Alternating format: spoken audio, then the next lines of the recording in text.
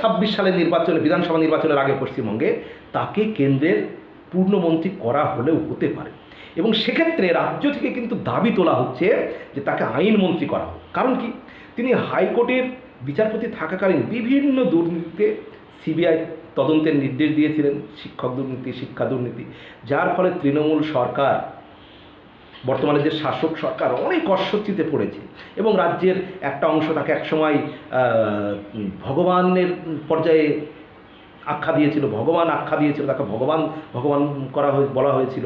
তাকে এতটাই মানুষের মধ্যে তার জনপ্রিয়তা, যদি একটা শ্রেণী তাকে সমালোচনাও করেছে, তাকে অনেক কটূক্তি, অনেক সমালোচনা সহ্য করতে হয়েছে তীব্রভাবে তার জন্য, কিন্তু একটা শ্রেণী তাকে আবার ভগবান একবার পর্যায়ে তুলে ফেলেছিলেন। তো সেই অভিজিৎ গঙ্গোপাধ্যায় যদি কেন্দ্রের মন্ত্রী এবং সেটা আইনমন্ত্রী হয়ে করা হয়, সেক্ষেত্রে কিন্তু রাজ্যের উপর একটা বিধানসভা নির্বাচনের আগে একটা বিরাট চাপ সৃষ্টি হবে।